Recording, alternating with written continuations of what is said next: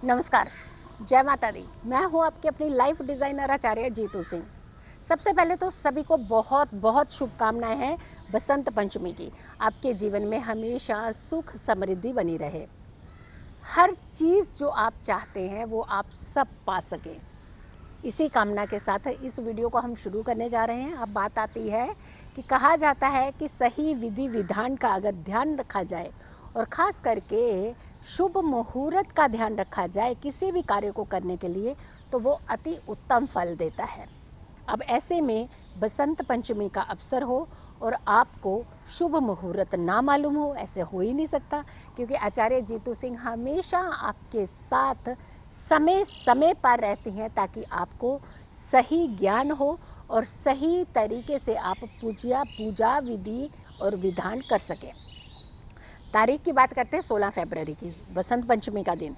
लेकिन तिथि का जो खास करके ध्यान रखने की ज़रूरत है वो है 5 बज करके, ये सुबह की तिथि है, सुबह 5 बज करके 47 मिनट पर पंचमी तिथि जो आरंभ हो रही है, शुरू हो रही है, वो 6 तारीख को वृद्धि के साथ, यानी वृद्धि होती हुई 8 बज करके 18 मिनट पर समाप्त होगी।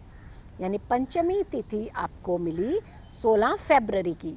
और अब आती है मुहूर्त की बात, समय की बात। शुभ मुहूर्त जो कहा जाता है कि किसी भी कार्य को करने के लिए बहुत उत्तम होता है, पर अभी नहीं बता रही हूँ मैं, अभी बताऊँगी। लेकिन सबसे पहले क्या चीज़ों का ध्यान रखना है, करना क्या क्या है।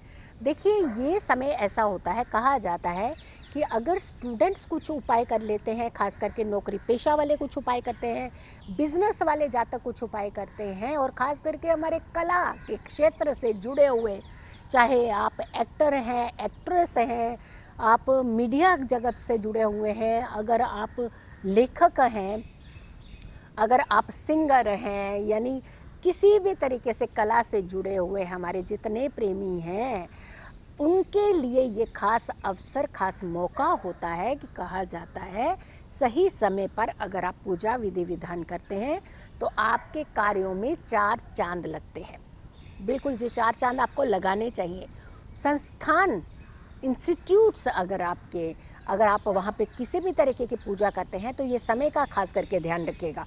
फिर आती है बात कि अगर आपको ये बसंत पंचमी का पूरे अवसर का लाभ उठाना है तो आपको विधि विधान खास करके ध्यान रखने की ज़रूरत है। समय बताऊंगी, किस समय क्या पूजा करनी है और किस समय की गई पूजा आपको बहुत अति उत्तम फल देगी, चलिए वो भी बताऊंगी। लेकिन उससे पहले बताते हैं कि आपको करना क्या है। बिल्कुल आपने सूर्य उदय से पहले उठ जाना है, ये उठना ही है, यकीन मानिएगा, आपको ये पहली क्रिया, पहला कार्य करना ही है। सूर्य उदय से पहले उठना है, और दूसरी बात, आपने सूर्य उदय से पहले का ही स्नान ले लेना है। उसके पश्चात आपने पीले फूल आपके पास ज़रूर होने चाहिए। माँ सरस्वती को प्रसन्न करना है तो पीले फूलों का बहुत महत्व होता है। उसके बाद आपको पीले फूलों के साथ साथ पीले वस्त्र बिल्कुल रखने हैं। पीले रंग का ही तो चमत्कार है आपके जीवन में और होने वाला है। बिल्कुल आपको पीले वस्त्र भी रखने हैं, और उसके बाद कुछ सामग्री बता रही हैं वो आपने लेकर के ज़रूर रखनी है। पीला चंदन, हल्दी की माला या पीले चंदन की माला, पीला मिष्ठान, पंचमेवा, और ख़ास करके अगर आप मिष्ठान घर में बनाते हैं, जैसे मान लीजिए आपने खीर बनाई, क्योंकि चंद्रमा बहुत ज़्यादा एक्टिवेट होते हैं, बहुत ज़्यादा अच्छी कंडीशन में आप चंद्रमा का भी फेवर ले सकते हैं, तो आपको खीर बनानी है तो उसमें केसर का प्रयोग ज़रूर होना चाहिए। तो चलिए, ये साथ साथ बहुत सारी चीज़ें आपको बता रही हूँ। फिर आती है बात कि आपको वाद्य यंत्र, अगर आप कला के क्षेत्र से जुड़े हुए हैं, आपको इंस्ट्रूमेंटल कुछ चीज़ों का प्रयोग करते हैं, तो इंस्ट्रूमेंट्स आप अपने रख लीजिए। स्टूडेंट्स हैं, ज़रा किताबें निकाल के रख लीजिएगा, अपने बैग भी रखिएगा, आपको बताते जाएंगे कि आपको करना क्या है। सबसे पहले आपने एक चौकी सजा लीजिएगा और पीला आसन ही दीजिए माँ सरस्वती को।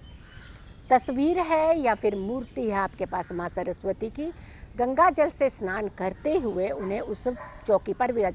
बिल्कुल साधारण तरीका बता रही हूँ, कोई कॉम्प्लिकेशन नहीं है, कोई कॉम्प्लिकेटेड नहीं है, किसी भी तरीके की कॉम्प्लिकेटेड चीज़ें नहीं बता रहे हैं, ताकि आप घर में साधारण तरीके से पूजा कैसे कर सकते हैं और उतना ही फल पा सकते हैं जितना सब लोग फल पा सकते हैं। हाँ, अगर आप किसी विद्वान से पूजा कराना चाहते हैं तो उसका पूरा अपना एक प्रोसेस होता है, वो बहुत ही अच्छे से पूजा करवा सकते हैं आपकी। लेकिन अगर आप स्वयं पूजा कर रहे हैं तो आपको भी राइट है, आपको भी हक है आपकी सारी चीज़ें सही होने का।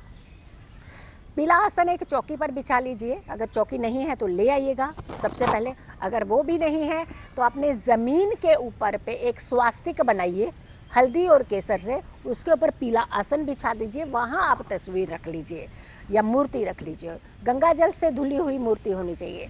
आपने रखने के बाद आपने सबसे पहले जो कार्य करना है वो करना है, आपने पीले चंदन का तिलक लगाना है माँ सरस्वती को। उसके पश्चात आपने पीले फूल अर्पित कर देने हैं, माला अर्पित कर देनी है, पीले वस्त्र चढ़ा देने हैं, चुनरी आपने ले रखी है, चुनरी ओढ़ा दीजिए। और उसके पश्चात आपने धूप द्वीप आपने अर्पित करना है माँ सरस्वती को। देन आपने करना है जो पीले मिष्ठान आपने बनाए हैं वो ज़रूर अर्पित करने हैं। फिर आपने करना है पंचमेवा का भोग लगाना है। और उसके बाद जो माला मैंने बोला है आपको, पीले चंदन की माला, वो माँ सरस्वती के चरणों में रख देनी है। ये सरस्वती के चरणों में रखने के बाद वो अभिमंत्रित पूरी तरह से आपके पास हो, तो एक ऐसी एनर्जी आपके पास आएगी, उस पर आप मंत्र चैंट करके देखिएगा और उसके बाद उसका प्रयोग करने का तरीका भी बताऊंगी। सारा आपने विधि विधान से सारी चीज़ें करने के बाद आपने मंत्र चैंट पढ़ना शुरू करना है। सबसे पहले पढ़ना है आपने सरस्वती स्तोत्र का पाठ, ये पहला कार्य करना है। उसके बाद आपने कम से कम 5 माला माँ सरस्वती के मंत्रों का जाप करना है। ओम ऐं सरस्वते नमः, इस मंत्र का चैंट आप 5 माला लगातार कीजिएगा। ब्रेक नहीं होनी है कि एक माला करने के बाद आप उठ रहे हैं, आसन छोड़ दे रहे हैं। हाँ, अब आती बात कि आपको आसन लेकर के बैठना है तो कौन सा आसन लेकर के बैठना। पीले वस्त्र तो आपने डेफिनेटली स्नान करके आपने धारण कर लिए होंगे, और अगर पीले वस्त्र नहीं धारण किए हैं तो पीला दुपट्टा ले लीजिएगा, चुनरी ले लीजिएगा। आप कोई भी अंग वस्त्र ऐसा जो पीले रंग का हो वो अति उत्तम फल देगा। और उसके बाद आपने मंत्र चैंट करने के बाद जो आसन का प्रयोग किया हुआ है वो आसन को अभी बताएंगे आपको क्या करना है, आपको देवीय रिजल्ट देगा वो आसन भी आपको।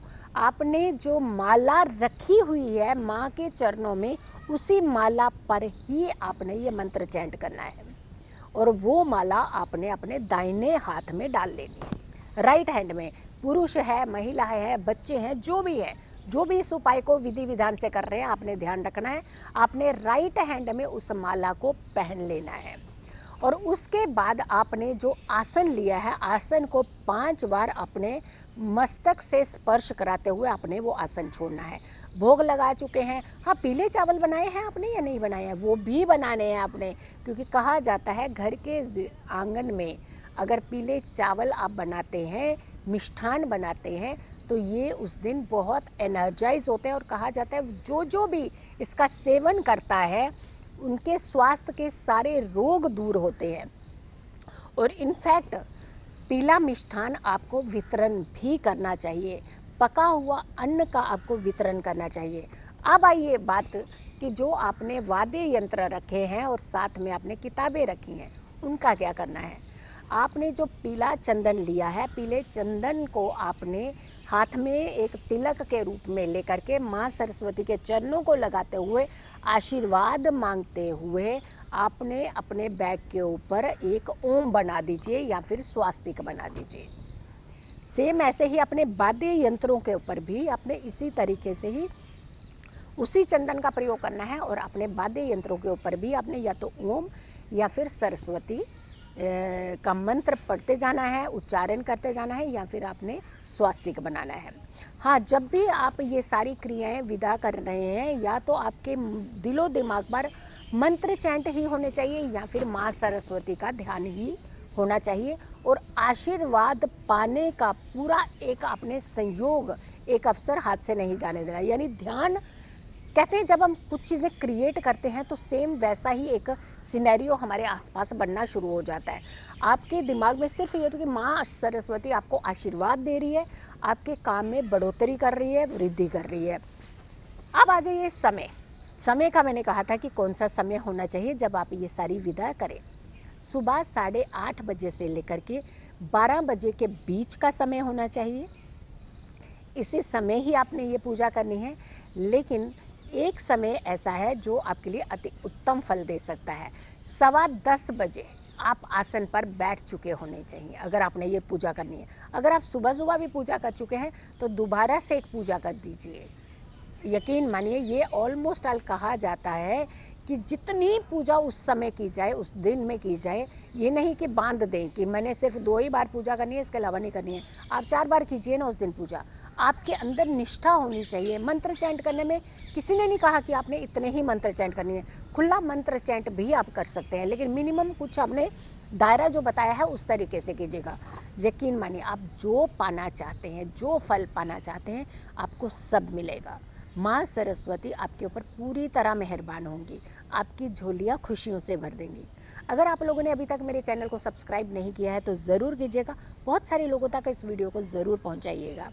और साथ के साथ आप खुश रहिए, स्वस्थ रहिए, पॉजिटिव रहिए। पॉजिटिव रहते हैं तो हर समस्या से हम दूर रहते हैं। हाँ, अगर आप लोग मेरे साथ मिलना चाहते हैं या फिर अपॉइंटमेंट लेना चाहते हैं, निजी तौर पर अपनी कुंडली दिखाना चाहते हैं पर्सनली, तो आप अपॉइंटमेंट भी ले सकते हैं।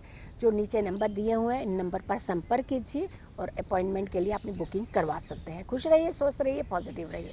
जल्दी हाजिर होंगे, तब तक के लिए नमस्कार।